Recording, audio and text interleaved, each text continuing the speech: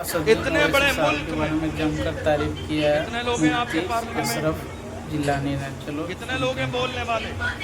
کتنے لوگ ہیں آواز اٹھانے والے؟ کتنے لوگ ہیں؟ ہمیں تو بس ایک ہی نظر آتا ہے.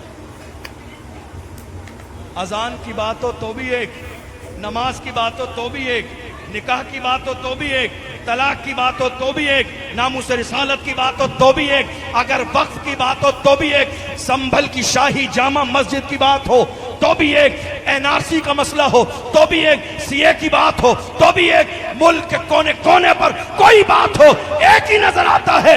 وہ ایک وہ ہے جس کی ٹوپی میں نقش نالین مصطفیٰ بنا ہوا ہے. ہم سمجھ گئے جو مصطفیٰ کا غلام ہوتا ہے وہ امت کا غدار کبھی نہیں ہو سکتا. ہو سکتا ہے لوگوں کی سوچ الگ ہو. یاد رکھیے گا فتوے ہی لگاتے رہیں گے تو کام کسے کرنا دیں گے؟ حکم ہی لگاتے رہیں گے کام کون کرے گا؟ اگر اس کی ٹانگ کھینچتے ہی رہیں گے تو تمہارے لیے آواز اٹھائے گا کون؟ یاد رکھیے گا سیاست کو باضابطہ اسی انداز میں دیکھو جیسا سیاست دیکھنے کا انداز ہے. ووٹ صرف سنی بریلوی مسلک کے لوگوں سے نہیں ملتے.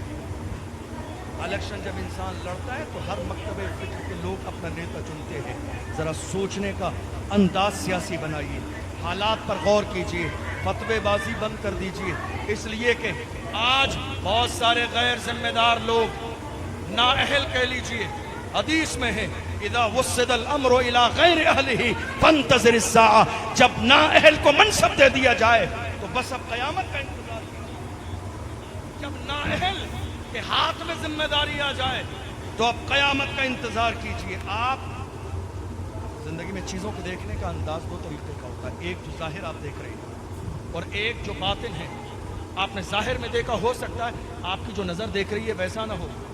اس لیے سوشل میڈیا کے بہت سارے مسائل ہماری نگاہوں کے سامنے آتے ہیں. میں ہمیشہ کہتا ہوں آپ حکم جاری مت کیجئے جب تک کہ آپ کو تحقیق ہو.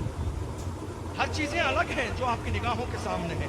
آج ضرورت اس بات کی ہے مسلمان سیاسی طور پر اپنے نیتا کا انتخاب کریں.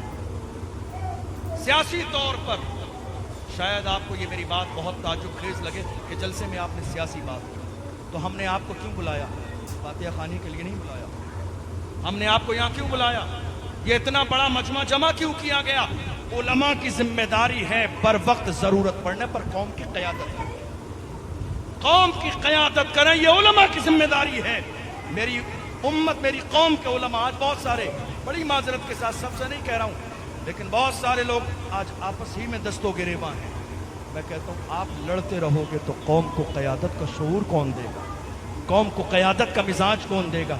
نہیں. ہمارے مسائل، ذاتی مسائل بہت چھوٹے ہیں، قوم کے مسائل بہت بڑے ہیں. آج ضرورت اس بات کی ہے کہ قوم کے مسائل پر غور کیا جائے. ایک انسان اگر ایماندار کھڑا ہو جاتا ہے تو وہ جنگل میں بھی کھڑا ہوتا ہے، اللہ وہاں بھی روشنی کر دیتا ہے. تم میدان میں تو آؤ، تم ہمت تو کرو، تم جرت تو کرو، قدم آگے تو بڑھاؤ. یاد رکھنا، یہ مت سوچو یہ کام ہوگا کیسے. قدم اٹھانا تمہارا کام ہے، کامیابی دینا خدا کی رحمت کا کام ہے. کسی نے کہا تھا میں اکیلا ہی چلا تھا جانب منزل مگر لوگ ملتے گئے اور کارواں بنتا گیا. آج ہمارے پاس کالج نہیں ہے، یونیورسٹی نہیں ہے، ہاسٹل نہیں ہے، ہماری بیٹیوں کی تعلیم کا کوئی انتظام نہیں. استقبال کیجیے شہزادہ کھڑے ہو کر اعلیٰ حضرت کریں شہزادہ اعلیٰ حضرت. نعرہ تکبیر، نعرہ رسالت.